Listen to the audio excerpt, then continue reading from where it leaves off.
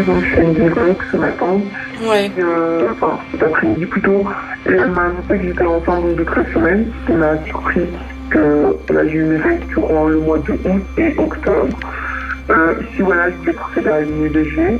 Il fait une semaine pour faire l'IVG. Exact. Elle m'a dit que c'était un peu compliqué, donc elle m'a procédé à des plannings familiales. Si vous êtes idem que j'appelle. D'accord. Voilà. Dans l'absolu, tout de suite, maintenant, je ne vais pas pouvoir faire grand-chose. Je vais vous expliquer pourquoi. Actuellement, il y a une pénurie de médecins qui pratiquent l'IVG, en fait, à tel point que nous, à Mons, il y a encore quelques mois, on avait plusieurs médecins. Nous n'en avons plus du tout qui pratiquent l'IVG chez nous. Donc je ne peux pas vous proposer de rendez-vous et donc l'idée c'est de vous trouver une solution. Hein. Oui, je comprends, vous êtes la seule à m'aider, donc... Ouais. J'ai pressé vraiment trouver une solution, c'est tout. On va essayer de trouver une solution pour vous, d'accord? On va pas vous lâcher, ça va? Le compte à rebours commence. Dans quelques jours, cette femme aura dépassé le délai légal de 14 semaines et ne pourra plus avorter. Au niveau de l'agenda IVG, on en est où? On voit qu'à la Louvière, on en est au 11 décembre. Ouais, je regarde, je vois que nos collègues de Charleroi aussi sont déjà en décembre. Ok. Et pas beaucoup de disponibilité du côté de Hâte. Des semaines d'attente alors qu'il y a urgence. Voilà le quotidien de ce planning qui peine à trouver un médecin. Ce qu'ils me répondent, en général, ils n'ont pas le temps. Ou bien ils ne sont pas formés. Il arrive aussi que j'en rencontre qui, dans un second temps, m'expliquent que les conditions salariales dans lesquelles on est en mesure de les accueillir ne leur correspondent pas. En général, ce sont les trois motifs les plus souvent avancés par les médecins pour ne pas venir nous rencontrer et travailler avec nous. Oui, bonjour docteur. C'était pour voir si vous aviez peut-être réfléchi sur le fait de travailler ou non au sein de notre centre de planning familial. Comment est-ce qu'on fait pour permettre aux femmes d'obtenir ce qu'elles souhaitent et de pouvoir les accompagner au mieux dans un contexte idéal? Les demandes d'avortement s'enchaînent, les réponses se ressemblent. J'ai eu un appel ce matin d'une jeune femme limite niveau délai. Et du coup, j'ai checké un peu au niveau de l'agenda. Aujourd'hui, je me rends compte qu'on est au 20 janvier. Ok. Au niveau des autres plannings et au niveau des autres plannings. Quand tu me dis limite, la dame, on est à combien de temps? 10 semaines. Le 20 janvier, c'est un mois plus tard. Trop tard, encore une fois. En 5 mois, 140 femmes ont dû trouver un autre lieu pour avorter. C'est aussi compliqué pour nous de devoir retourner en arrière par rapport à ça et de devoir leur annoncer que c'est pas ici qu'on pourra les aider au mieux. Vous dites retour en arrière, c'est vraiment retour en arrière en fait. En tout cas, par rapport à mon centre, c'est comme ça que je le vis. Et de manière générale, quand je vois comment les choses se mettent en place aujourd'hui en Belgique par rapport à la question de l'IVG, c'est une de mes craintes. Le droit à l'avortement est-il réellement mis en danger ? J'étais pas du tout militante. Pour moi, c'était normal de venir travailler. Ça faisait partie. C'était un choix. Aujourd'hui, je suis un peu plus militante, oui. À l'heure actuelle, 350 femmes en moyenne par an doivent encore se rendre aux Pays-Bas pour devoir avorter. La parole des opposants résonne-t-elle aujourd'hui plus qu'hier ? Dans tous les cas, l'interruption de grossesse est un crime pour l'humanité. En Italie, nous verrons comment la pression des mouvements pro-vie s'intensifie et comment leurs discours se durcissent. Quelqu'un sait-il comment le bébé est aspiré, comment ses membres peuvent être broyés avec des ciseaux? Je n'aime pas parler de ces choses à la télévision. Nous irons aussi en Pologne, où toute aide à l'avortement reste condamnable. Je suis une nouvelle fois convoquée à la police la semaine prochaine. Alors, comment voulez-vous ne pas avoir peur ? L'Europe et Bruxelles, plus que jamais les cibles des mouvements anti-choix. Alors, quel avenir pour le droit à l'avortement ? C'est en train d'être remis en cause d'une façon qu'on n'a pas connue depuis plusieurs générations.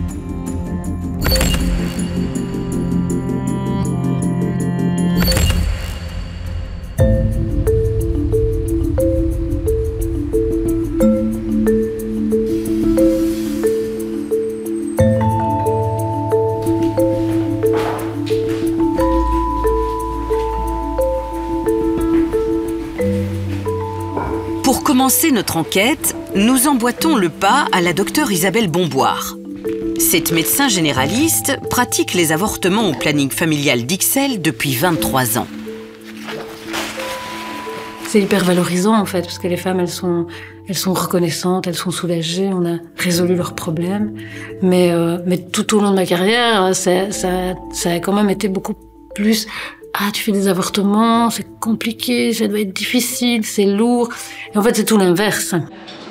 Une dizaine d'avortements sont réalisés ici chaque semaine, chez des femmes dont la moyenne d'âge est de 28 ans.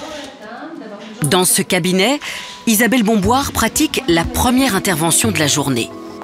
Plus votre corps est relâché ici, moins c'est désagréable. D'accord ? Ça paraît bizarre à dire, parce que c'est déjà désagréable d'être dans cette position-là. Mais toute cette partie, ce sont des muscles, d'accord ? Et donc si vous contractez les muscles, ça va finir par devenir douloureux, d'accord ? Voilà, donc il faut se un peu mieux. Super.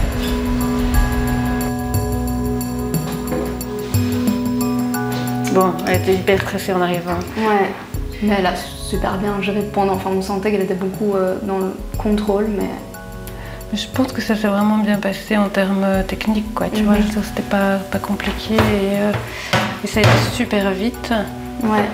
Et je lui ai dit, vous avez bien géré. Elle m'a dit, ça a été bien fait aussi. Ouais, ça c'est vrai, n'empêche. Ça joue beaucoup.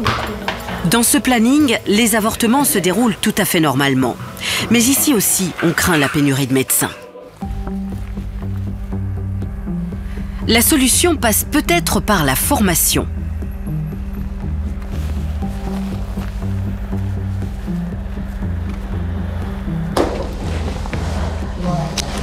Bonjour. Diplômée en médecine générale depuis 2 ans, Julie Van Acter vient au planning familial d'Ixelles une fois par semaine. Une journée durant laquelle elle va se former à la pratique de l'IVG. Ah voilà ça. C'est bien du Lénisol 1%, pas du 2%. Sur une période de 2 ans, la docteure Bomboire va transmettre à sa consoeur des gestes qu'elle n'a jamais appris pendant ses études universitaires. Il y a toujours un petit fond qui reste. Je connaissais le cadre légal, mais je me disais, mais comment est-ce qu'on accompagne ces femmes? Et comment ça se fait que je ne sais pas où aller pour même apprendre comment est-ce qu'on accompagne ces femmes? Pour moi, le planning, on y allait pour des demandes liées à la contraception, liées à la sexualité, enfin voilà, de manière générale, mais je ne savais pas qu'on pratiquait l'IVG en planning familial, avant ma 3e année d'assistanat. C'est aussi particulier de se dire que pendant toutes les années d'étudiante, d'assistante, ça n'émerge même pas comme question. Les études sont tellement orientées vers autre chose, je ne sais pas quoi, mais autre chose, que l'avortement n'émerge pas même dans le questionnement. Oui. Mais on est tellement en pénurie qu'on a envie d'avoir la relève qui est là et on a envie de dire venez travailler, c'est tellement important, ça fait partie du job en fait.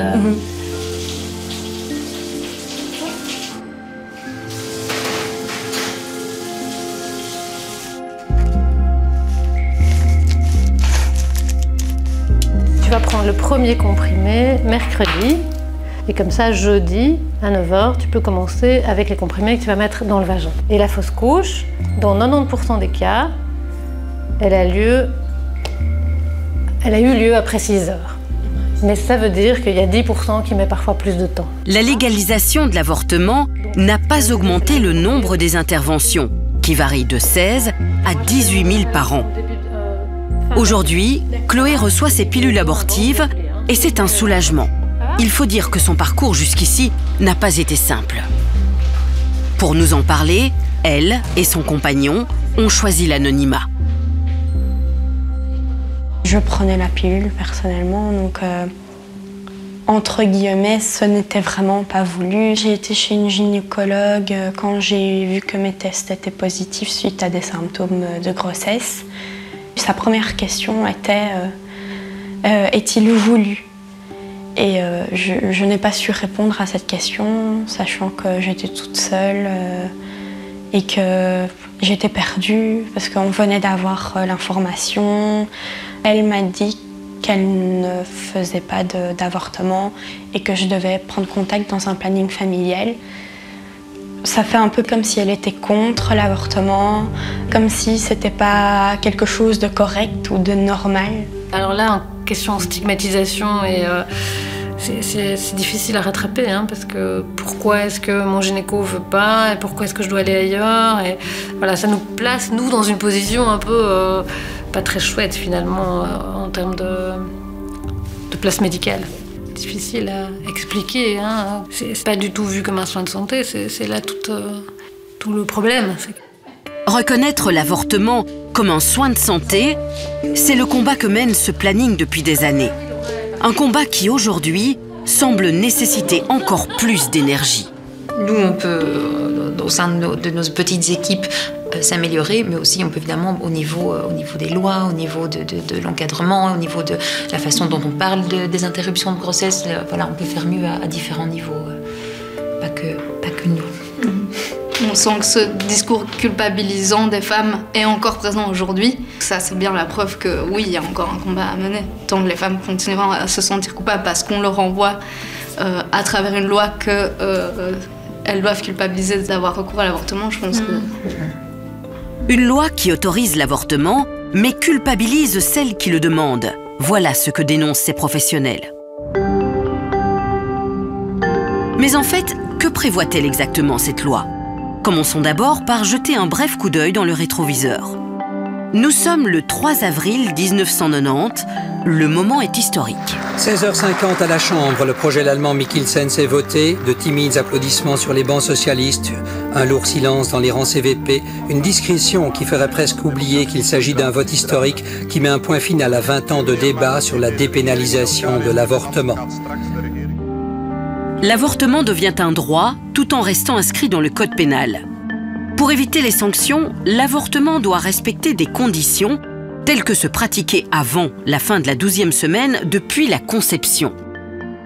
Un médecin doit également attester de l'état de détresse de la demandeuse. 28 ans plus tard, soit le 15 octobre 2018, un nouveau texte sort l'IVG du code pénal, tout en maintenant de strictes conditions à sa pratique. Il y a le délai de réflexion de 6 jours, l'obligation d'informer sur les alternatives telles que l'adoption, et ce même délai d'intervention fixé à 12 semaines. Au chapitre des sanctions, on trouve encore la prison. On est quand même de moins en moins bien dans la loi. Là, c'est pas possible de sortir tous ces critères. Pour cette équipe de professionnels, continuer à imposer 6 jours de réflexion avant toute intervention, c'est infantilisant et ça retire à la femme tout pouvoir de décision. Dans beaucoup de centres, ce qui est fait, c'est qu'en fait, on est à l'écoute de la personne qui vient demander cet avortement et qu'on va à son rythme. Aujourd'hui, vous venez me voir, qu'est-ce qui vous arrange, qu'est-ce qui est possible, et on fait un peu en fonction de ça.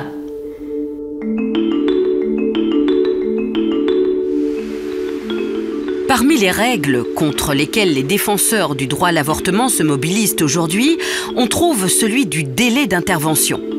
12 semaines depuis la conception, 14 depuis les dernières règles.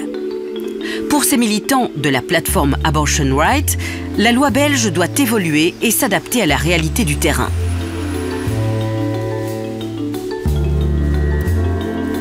Le début de la manifestation, c'est une référence à ces bus qui emmenaient les femmes vers les Pays-Bas dans les années 70 pour accéder à un avortement libre et sécurisé. Mais au-delà du parallèle historique, c'est bien un combat de notre temps qui anime ces manifestantes. On a besoin que chaque personne qui souhaite avorter puisse le faire vraiment sans risque pour sa santé, sans discrimination, sans... En plus, dans certains pays, on est en train de perdre les droits qu'on pensait avoir obtenus. Et ouais, si on arrête de se battre pour ces droits, on risque de les perdre. Donc c'est important de continuer ce combat.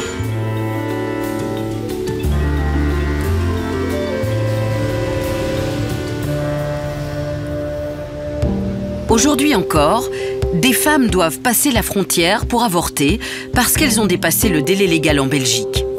On estime qu'elles sont 350 femmes en moyenne chaque année à devoir se rendre aux Pays-Bas où le délai légal est de 22 semaines. Il faut que cela change, entend-on dans la foule, à laquelle s'est mêlée la docteure Bomboire. Là, c'est la réalité de terrain des femmes qu'on voit au-delà de 14 semaines. à qui on doit dire no way, en Belgique on ne peut pas avorter. Mais vous pouvez aller en Hollande par vos propres moyens, en payant vous-même votre avortement et en étant quand même vachement stigmatisé du coup.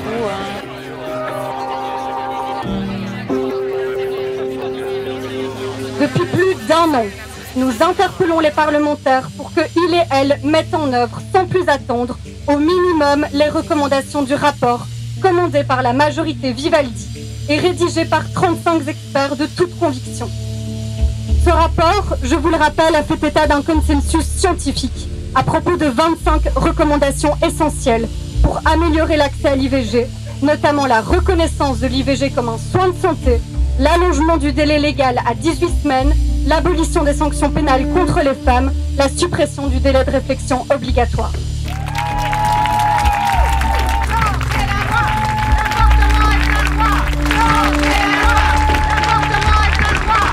Sur base de ce rapport scientifique, des propositions de loi seront déposées à la Chambre, notamment par Écolo et par le Parti socialiste. Mais nous sommes en septembre, en pleine négociation pour la formation d'un gouvernement. Le débat va tourner court. Ça restera donc 12 semaines de grossesse maximum pour pratiquer une IVG. 12 et non 18, la commission justice de la Chambre a rejeté hier les propositions de loi qui permettraient notamment d'augmenter le délai à 18 semaines. La NVA et le CDNV sont opposés à une modification de la loi et ils ont convaincu leurs partenaires de la probable future coalition Arizona de mettre le dossier au frigo.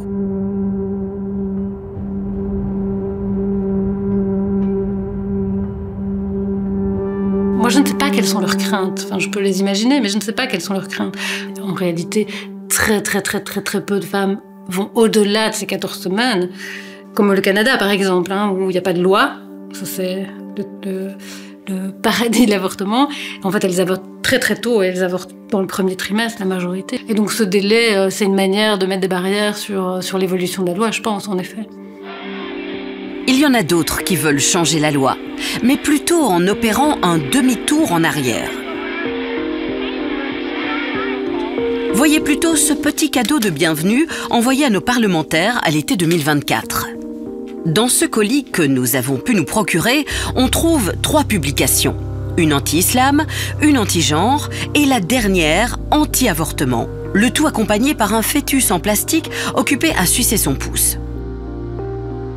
Sous l'intitulé « Pack de démarrage », on trouve une lettre envoyée de Gand et estampillée au logo de Civitas Christiana, une organisation néerlandaise catholique ultra-conservatrice. Un envoi loin d'un bricolage, bien au contraire, on est plutôt face à un lobbying coûteux et bien ciblé vers nos parlementaires. Voilà qu'il y a de quoi nous interpeller.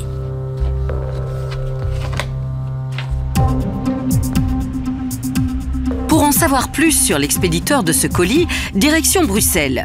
Nous avons rendez-vous au cœur du quartier européen avec le spécialiste des mouvements anti-avortement en Europe. Logiquement, cet envoi vers le Parlement belge ne lui a pas échappé.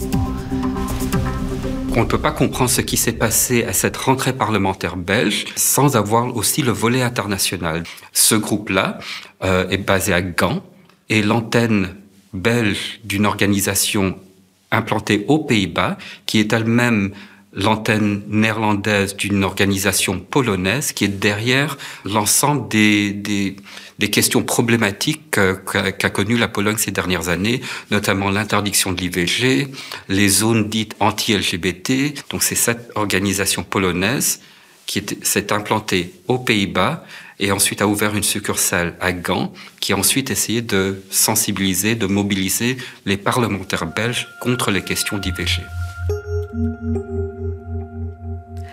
Nel Data a relié tous ces mouvements dans l'un de ses rapports intitulé « Les croisées des temps modernes ». On y découvre un réseau international estampillé tradition, famille et propriété. 3 mots que l'on retrouve dès les premières lignes de cette lettre.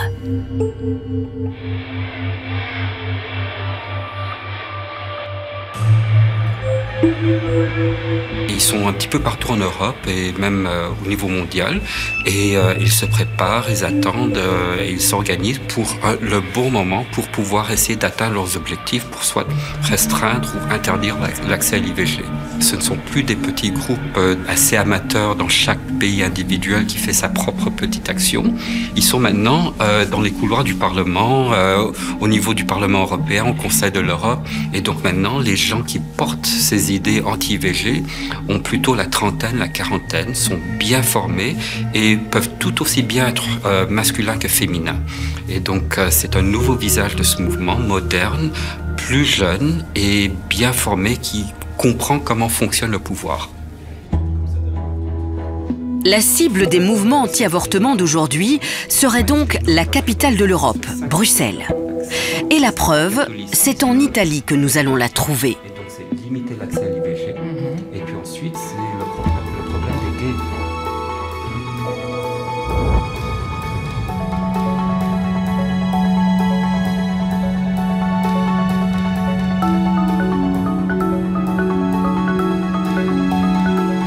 Nous voici en plein cœur historique de Rome, sur la place Saint-Pierre.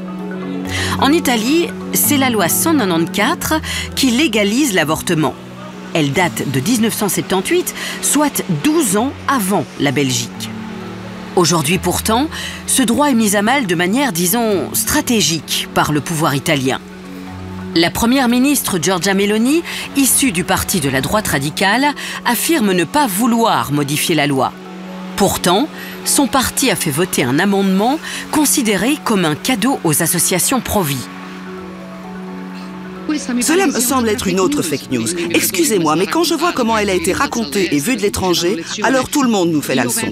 Moi, je pense que nous devons garantir une liberté de choix, et je pense que pour garantir ce choix libre, nous devons offrir toutes les informations et toutes les opportunités. Et c'est ce que prévoit la loi 194, et je pense que c'est juste de faire cela.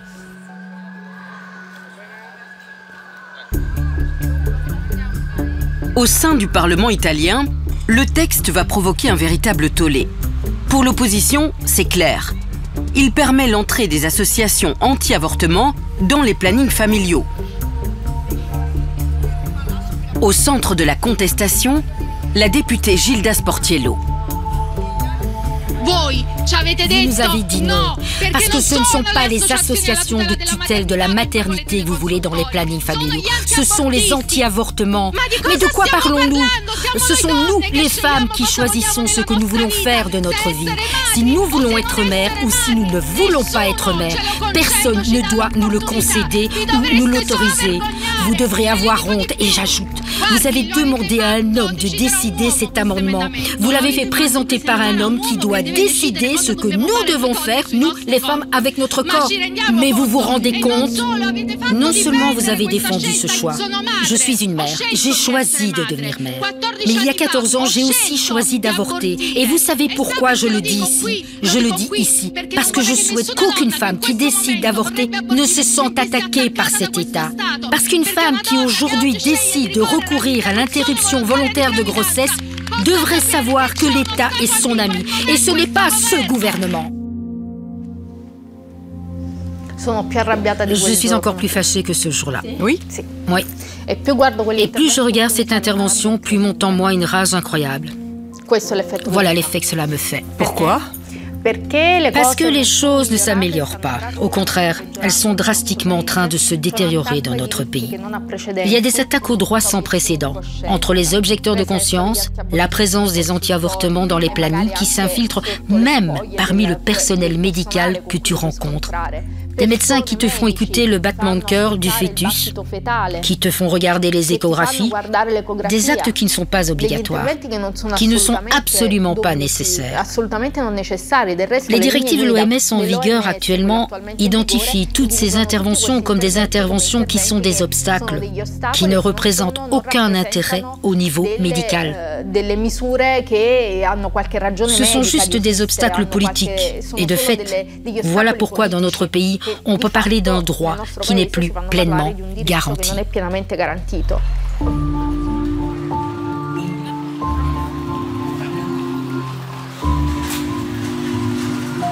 En Italie, 70% des gynécologues refusent de pratiquer une IVG. On les appelle des objecteurs de conscience. Ils en ont le droit, mais ce choix majoritaire transforme le parcours des femmes vers l'IVG en un long chemin de croix. Vers quel hôpital se diriger? Vers quel médecin? Et comment agir vite?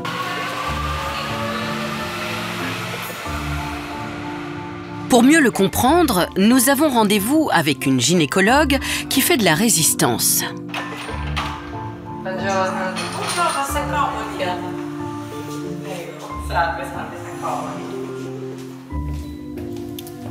C'est chez vous ici? Oui, si vous voulez essayer. C'est en 2008 que la docteure Agathone fonde une association de gynécologues non objecteurs de conscience.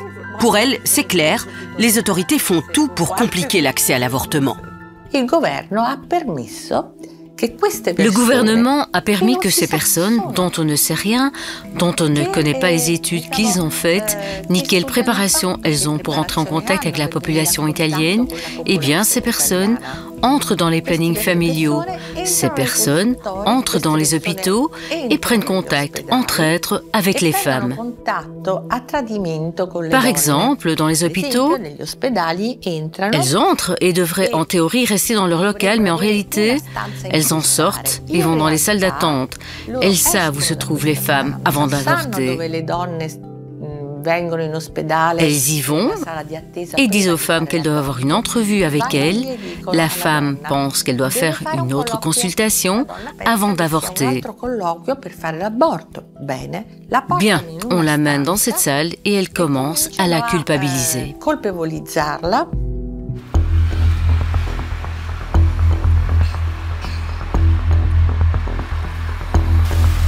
Nous avons voulu savoir si les consultori, ces centres de planning familiaux, passage nécessaire pour avoir accès à une IVG, vivaient déjà sous la pression des mouvements anti-choix. Ici, dans l'un des plus importants centres de Rome, on ne fera pas de commentaires. Nous obtiendrons néanmoins une information interpellante, plus aucun gynécologue n'y pratiquerait d'avortement. Je dois dire qu'il y a tellement de problèmes. Les femmes doivent vraiment être déterminées à se faire avorter pour être capables de surmonter ces obstacles et y parvenir à temps. En Italie, à peine 59% des hôpitaux pratiquent des avortements.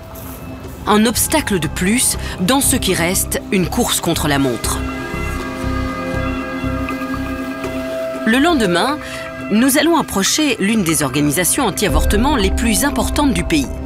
Elle préfère d'ailleurs utiliser les termes de Pro-Vie pour se définir. Nous avons rendez-vous chez Provita et Familia. Nous y allons avec notre correspondante Valérie Dupont qui nous a décroché ce rendez-vous. Nous sommes 15 à travailler ici. Le département des graphistes, le service de presse. Si vous voulez me suivre, allons là-bas. Ici, nous avons du matériel que nous distribuons pour faire de l'information sur l'avortement, la théorie des genres, la philosophie et des livres que nous voulons promouvoir. Il y a aussi ces fascicules. Nous les avons édités pour montrer des images, mais tout en indiquant un avertissement, car nous ne voulons pas heurter surtout des femmes qui ont avorté. Pourquoi ? Parce qu'il y a des images d'avortement dedans. Si vous voulez, vous l'ouvrez vous-même. Je vous laisse le choix. Je peux l'emporter ?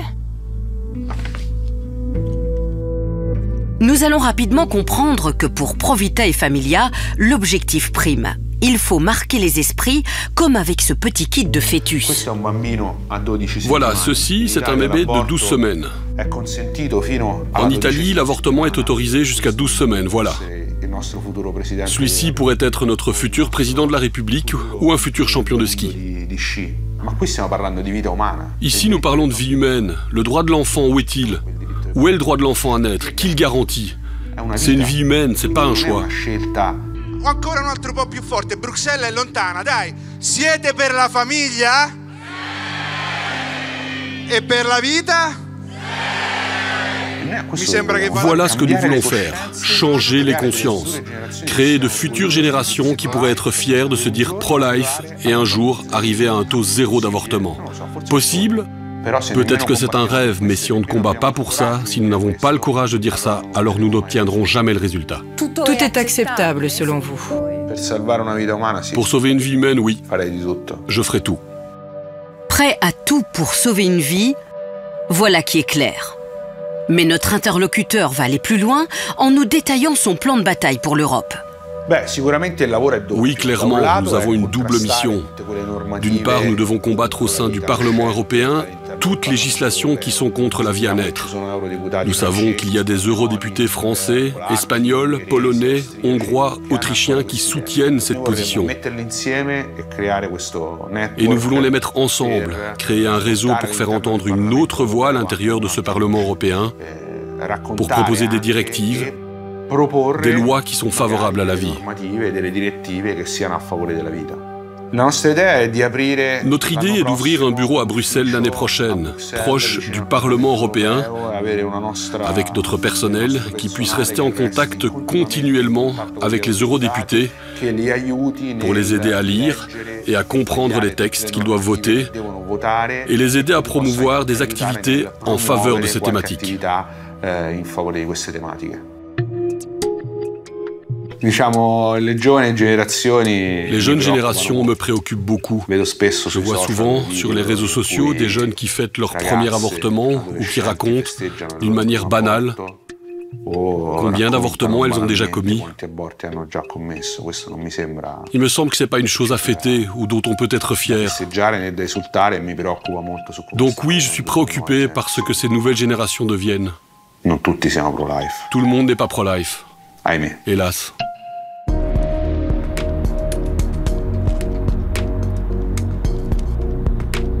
Nous quittons Rome, persuadés d'avoir croisé le visage des nouveaux opposants au droit à l'avortement et leur discours totalement décomplexé. Être pour la vie, plutôt que contre l'avortement, voilà qui est beaucoup plus rassembleur, ou plus stratégique. Ce qu'il faut comprendre du mouvement anti-IVG moderne maintenant, c'est qu'ils ont appris leur leçon. Okay. Donc, premièrement, ils savent que s'opposer frontalement à l'IVG, ça ne fonctionne pas. Donc, quelle est leur nouvelle stratégie? C'est un plan à 3 niveaux. D'abord, prévention de l'IVG, ensuite restriction et troisièmement, interdiction. Le terme prévention doit se comprendre comme une action de désinformation, culpabilisation, stigmatisation. C'est l'exemple des groupes pro-vie dans les plannings italiens. Restriction signifie compliquer l'accès à l'acte médical en lui-même. Et cela sans toucher à la loi, même si l'interdiction reste l'objectif ultime.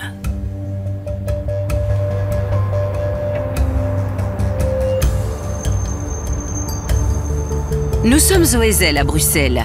Et ce 28 septembre, c'est le 2e jour de la très attendue visite du pape François en Belgique. Une première qui réjouit ces milliers de jeunes rassemblés pour fêter la venue de leur idole.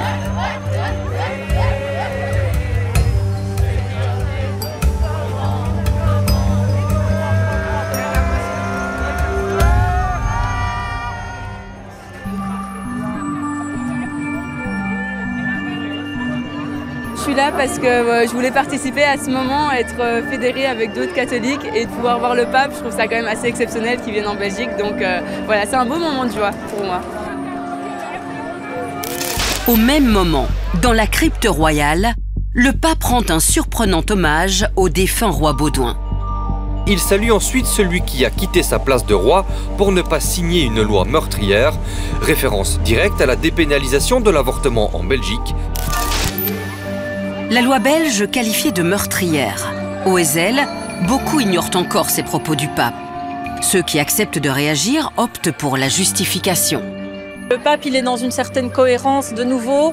Pour moi, c'est pas qu'il se positionne contre les femmes qui vont faire ce choix, mais c'est pas pour ça qu'il peut pas dire, nous, notre position, en fait, c'est de se dire que le plus possible, on voudrait préserver la vie. Le pape, fervent opposant à l'avortement, cela n'étonne personne ici. Mais c'est l'adjectif meurtrière qui interpelle. Ok, waouh. C'est le pape, hein. Le pape qui a dit ça. Il a dit ça ce matin. Ok. En fait, la religion catholique considère le début de la vie au moment de la fécondation. Donc c'est au tout début. Et enfin vraiment c'est le J0 du début de la vie. Dire qu'un avortement est meurtrier, alors oui d'une certaine manière, mais l'exposer comme ça en public est peut-être un peu... Oui, c'est heurtant. Et c'est normal. C'est heurtant, oui. Au fil de cet échange, nous apprenons que ces jeunes filles sont de futures sages-femmes. En ayant des stages, on est confronté à des femmes qui ont des difficultés, qui ont à vraiment une réalité de terrain où on ne peut pas juste dire je suis pour, je suis contre, voilà. Mais aujourd'hui, je vais plus poser des questions à la personne. Qu'est-ce qu'elle veut dire par là? Pourquoi elle s'y intéresse? Pourquoi Mesdames et messieurs, merci de vous diriger à l'ING Arena avant 8h parce que le pape arrive. Ouh, ah, il fait surprise là. Il était pas censé. Mais attends, mais du coup je voulais te dire un truc. Oui, du coup, par rapport au droit, enfin voilà, c'est vrai que si on n'a pas le droit d'avorter, c'est évident que l'avortement se fait dans des conditions qui sont inacceptables. Donc oui, le droit me semble nécessaire.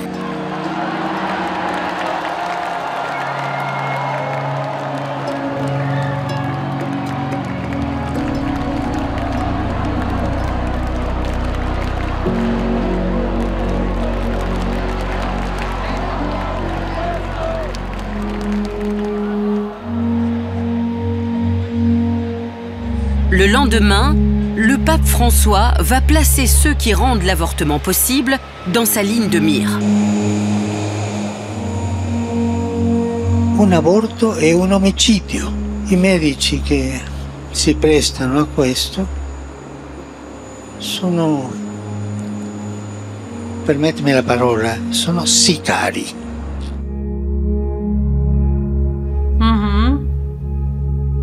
Est-ce qu'il faut vraiment en parler? Il n'a pas dit que ça, il a aussi dit que la femme était faite pour être féconde, pour porter la vie et blablabla. Voilà. Moi, je me sens pas tueur à gage, je vois pas... Enfin voilà, je sais pas quoi lui répondre, j'ai pas envie de lui répondre en fait. La loi elle est là, elle permet de le faire, il n'y a pas de raison que de sa place, quelle que soit sa place, il vienne imposer ce genre d'interdit. Ce qui est certain, c'est que sans médecin, sans soins, sans encadrement adapté, ce sont les femmes qui risquent leur vie en avortant. Si on perd ce combat sur l'accès à l'IVG, 50% de la société n'aura pas le droit de décider pour elle-même comment vivre sa vie, comment maîtriser sa propre santé. En cas ultime, ça aboutit à des morts des femmes qui seraient autrement en pleine santé si elles avaient pu avoir accès à l'IVG, sans doute pour une grossesse qui est devenue très compliquée.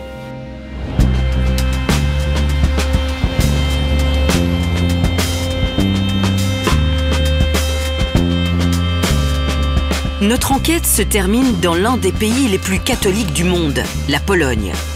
Ici, depuis 2021, 6 femmes seraient mortes suite à un refus d'avortement. Il faut dire que le pays a l'une des lois les plus restrictives d'Europe en la matière. L'avortement n'y est autorisé que si la vie ou la santé de la femme est en danger ou si la grossesse résulte d'un viol ou d'un inceste. Dans tous les autres cas, ceux qui ont pratiqué ou aidé à cet avortement risquent la prison. Et vous allez le voir, ce ne sont pas que des menaces.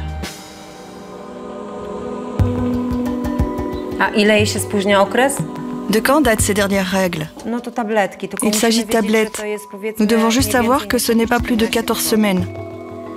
Et nous la guiderons alors avec ces comprimés, nous lui expliquerons comment procéder et comment cela fonctionne. Elle peut commander des médicaments pour son usage, les recevoir à son domicile, les prendre elle-même. Ce n'est pas punissable.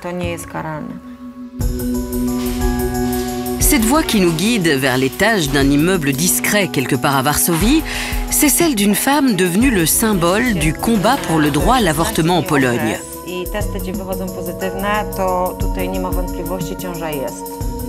Nous avons rendez-vous avec Justyna Widrinska.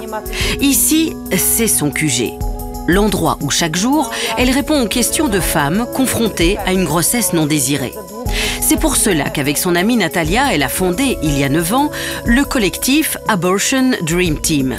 Ici, les symboles de leur combat sont partout, mais quand nous leur demandons d'en choisir un, il n'y a pas la moindre hésitation. Le symbole, ce serait la pilule abortive. C'est la méthode d'avortement que nous avons utilisée pour mettre fin à nos grossesses et la méthode d'avortement que nous propageons en Pologne parce qu'elle est la moins chère, la plus simple et la plus sûre. Et puis l'on sait que ce n'est pas la loi qui empêche une personne d'avorter. D'une manière ou d'une autre, cet avortement doit être réalisé. Donc les comprimés abortifs sont pour le moment la méthode qui échappe à cette loi oppressive. Heureusement, la loi ne peut pas encore contrôler ce qu'on avale et à quel moment. Et c'est ça qui est le plus important dans notre travail. Grâce à ça, des femmes en Pologne reprennent le contrôle de leur propre vie. Et cet exemplaire est spécial parce qu'il est très symbolique. Il a été collé de partout. Il nous a accompagnés à Bruxelles, au Parlement polonais, à diverses réunions et il y a des comprimés qui sont même tombés de la plaquette. On l'a emmené au tribunal. Oui, et donc il est vraiment symbolique. Le tribunal de Varsovie, c'est là où s'est déroulé le procès de la militante. Un procès qui a mobilisé les défenseurs du droit à l'avortement. Car Justyna Wedryńska s'est retrouvée dans le box des accusés après avoir envoyé des pilules abortives à une femme qui voulait avorter. C'est le conjoint de cette femme qui va dénoncer la militante à la police. En mars 2023, elle écope d'une peine de 8 mois de travaux d'intérêt général. J'ai dit que je ne le regrettais pas parce que je n'allais pas mentir au tribunal ou m'excuser en disant que je ne le ferai plus jamais. Parce que je ne sais pas si je ne le ferai plus jamais. Je suis condamnée pour avoir aidé, mais pas pour avoir sauvé cette femme. Car au moment où je lui ai envoyé les comprimés, ils ont été confisqués par la police. Je n'ai donc pas réussi à aider cette personne, ni même à la sauver. Au final, c'était simplement mon intention, juste de l'aider. La militante a fait appel de cette décision. En attendant, elle continue d'être un relais crucial pour toutes ces femmes à la recherche d'informations. Mais oui, les personnes qui ont besoin de savoir comment commander leurs pilules abortives, comment les recevoir, comment les payer, toutes ces choses techniques comme ça, c'est nous qui les leur donnons. Toutes les personnes qui sont impliquées sont des militantes, qui ont elles-mêmes vécu cette expérience, qui ont subi un avortement pharmacologique et qui veulent simplement partager avec ces personnes ce qu'elles ont elles-mêmes vécu et leur raconter ce que cela a été. Vous devez trouver un hôpital qui propose ce type de pratique. Je sais, ce n'est pas simple et c'est aussi difficile sur le plan émotionnel, car nous devons tout faire nous-mêmes. Je ne suis pas surprise que vous n'ayez pas la force de le faire. D'accord, d'accord. Très bien, appelez-moi. Et si vous avez des questions ou si vous devez prendre une décision, allez-y. Bonne chance.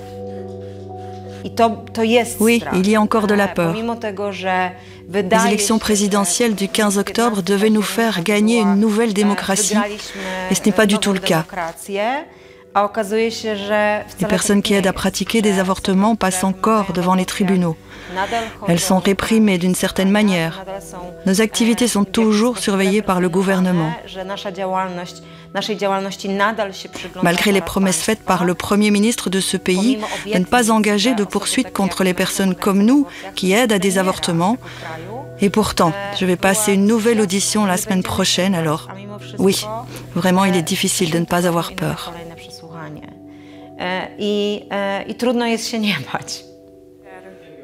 Prochainement, Justyna et Natalia espèrent pouvoir ouvrir un planning familial à Varsovie. En attendant, elles gardent le cap. 3, 2, 1...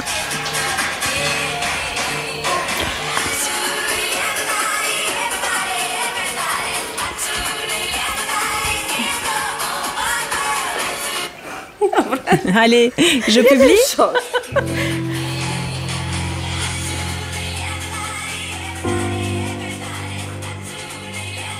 Ok? Tak. Oui.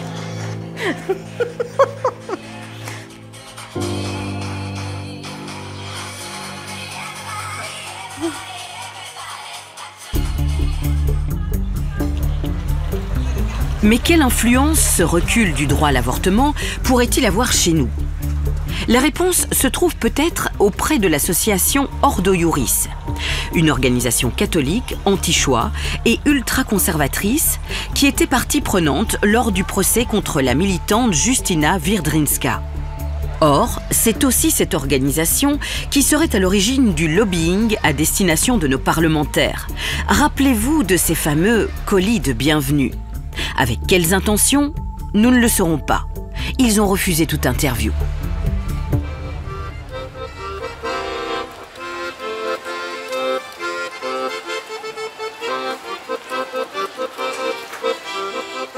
Sur l'une des plus célèbres places de Varsovie, nous décidons alors de nous plonger dans les images du dernier grand rassemblement anti-avortement. Il s'agit de la Marche nationale pour la vie. Elle aurait rassemblé ici quelques 50 000 personnes en avril dernier. Nous découvrons alors les slogans lancés de la scène par les organisateurs de la marche, des slogans repris par la foule. Le ton est donné, une fois encore, c'est l'Europe qui est visée.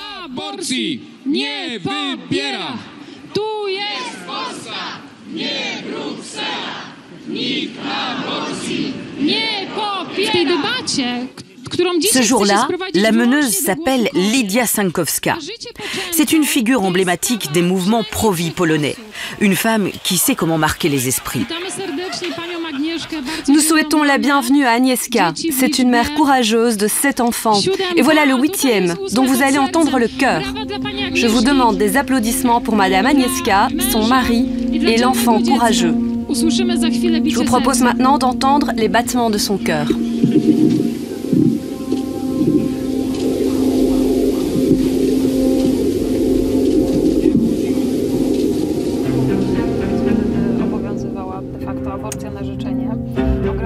C'est une jeune femme loquace qui va accepter de répondre à nos questions.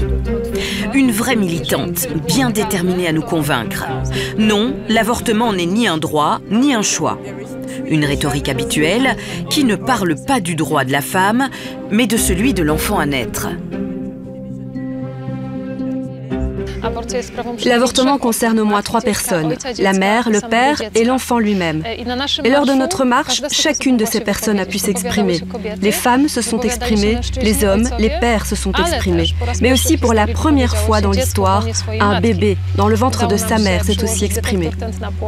Nous avons pu installer un détecteur de rythme cardiaque fœtal et sur toute la place du château, on entendait le battement de cœur, au cas où quelqu'un ne le saurait pas encore, de cet enfant dans le ventre de sa mère. C'est le cœur de la Pologne qui a battu, qui a dit clairement « Nous voulons une protection totale de la vie pour chacun de nos citoyens ». Pour notre interlocutrice, c'est l'Europe qui devrait prendre exemple sur la Pologne. Si quelqu'un aide à avorter, il doit en subir les conséquences et recevoir une peine. Bien entendu, les milieux proches de Justyna Wiedrzyńska ont fait d'elle une victime, une sorte de souffre-douleur de toute cette loi, parce qu'elle aide prétendument les femmes. On ne peut pas aider une femme si on l'aide à tuer son propre enfant. Aider une femme devrait consister à s'assurer qu'elle dispose de moyens de subsistance adéquats. Alors nous, en tant que groupe luttant pour la protection de la vie, pour la pleine protection de la vie et pour la protection d'une bonne vie pour l'enfant, la femme et les familles entières, continuerons à éduquer et à nous battre pour garantir qu'aucun changement ne sera apporté pour étendre la possibilité d'avortement ou pour étendre la possibilité de tuer des enfants non nés.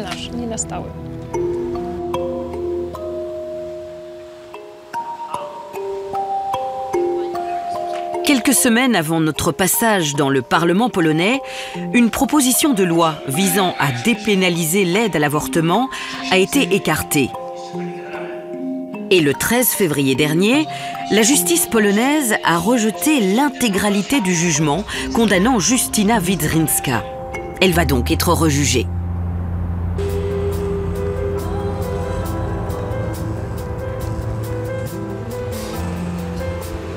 En attendant, la militante a déjà remporté une première victoire. Elle a ouvert le premier centre d'avortement de Pologne, un endroit unique où les femmes qui décident de pratiquer un avortement médicamenteux pourront être accompagnées. Le droit des femmes à avorter reste un droit fragile et menacé, mais partout des voix s'élèvent pour résister.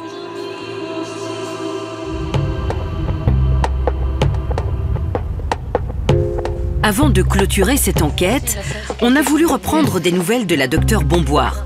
On l'a retrouvée passionnée devant des assistants de médecine générale de l'Université catholique de Louvain. Pour la première fois, elle y parlait de son métier. Dans toutes les sociétés, les femmes avortent, que la loi soit permissive ou répressive, et elles le font au péril de leur vie. Moi, j'aimerais bien faire la formation, si ma carrière me le permet. Mais je pense que c'est possible, je pense que c'est important. Il faut que les choses évoluent et c'est pour ça que je pense qu'il faut en parler. C'est pour ça que c'est bien qu'on ait le cours, c'est pour ça que j'ai pas spécialement peur de parler ici aujourd'hui. Je suis pour l'intervention volontaire de grossesse et je pense pas que ça va me porter préjudice. Et si ça me porte préjudice, alors j'ai peut-être pas envie de travailler dans ce pays. Aller donner ce cours, je pense que c'est vraiment important de le faire par des personnes qui savent de quoi elles parlent. Mais voilà, ce que j'aime, c'est de voir les femmes et de pouvoir les avorter. Enfin, nous sommes retournés au planning familial de Mons. On a une bonne nouvelle. Ouais. Elle va te répondre par mail ce soir ou demain, mais la réponse est positive. Ok, donc voilà. On a un nouveau docteur dans notre équipe, ça c'est une chouette nouvelle. Ouais. Génial, champagne. Voilà, on aura quand même vécu ça ensemble. Ce médecin tant attendu doit maintenant se former à l'IVG et cela pourrait prendre 2 ans.